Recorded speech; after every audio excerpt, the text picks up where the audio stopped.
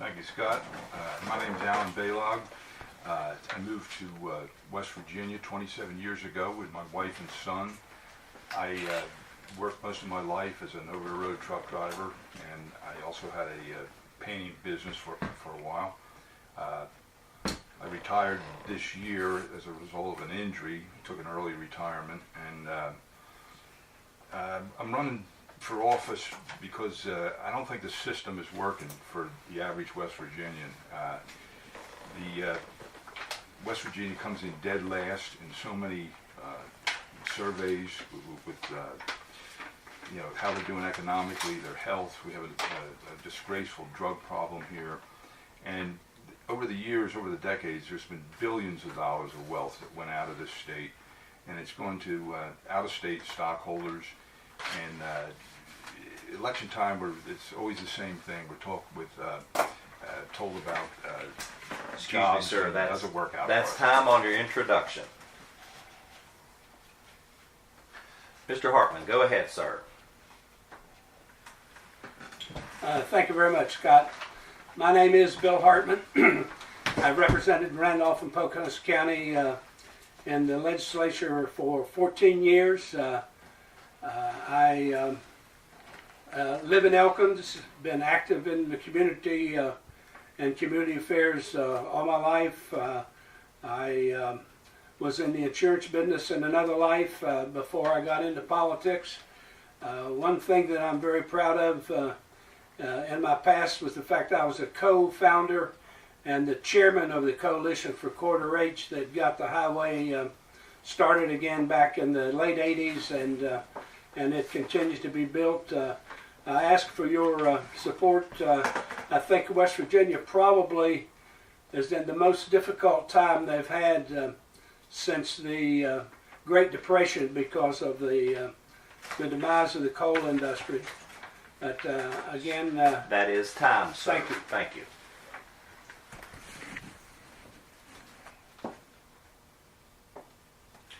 Let me reset there. Go ahead, Mr. Eisner. I didn't want to steal a couple seconds from you.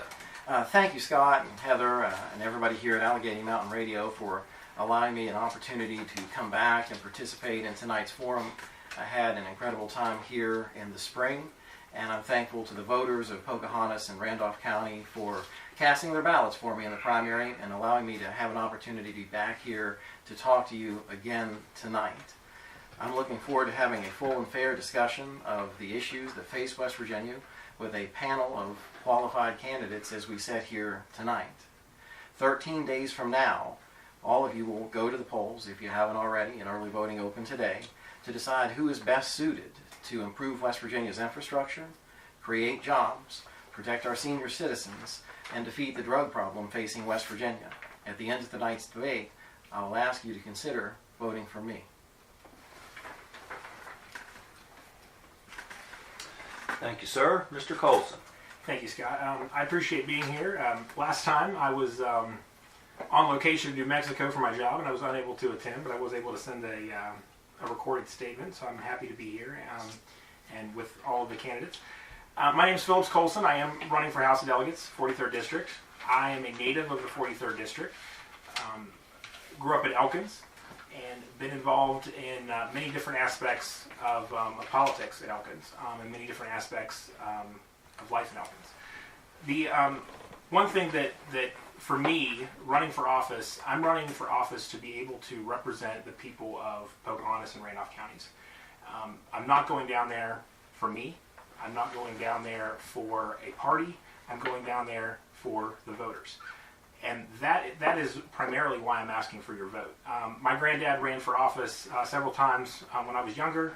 I remember coming over to Pocahontas County for many different events, and I loved it, and I'm happy to be here. Thank you, sir. Mr. Moore. Thanks, Scott. Once again, I'm glad to be back here at this forum. It was a great time in the spring, and I do want to thank everybody for their support in the primary.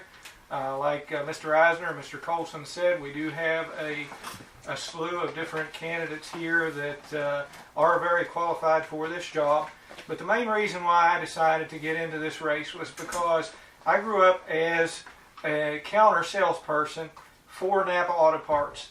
And I believe that the only way that we can fix West Virginia is to elect somebody that is a blue collar worker, a middle class worker, and somebody that understands how that we can fix this system.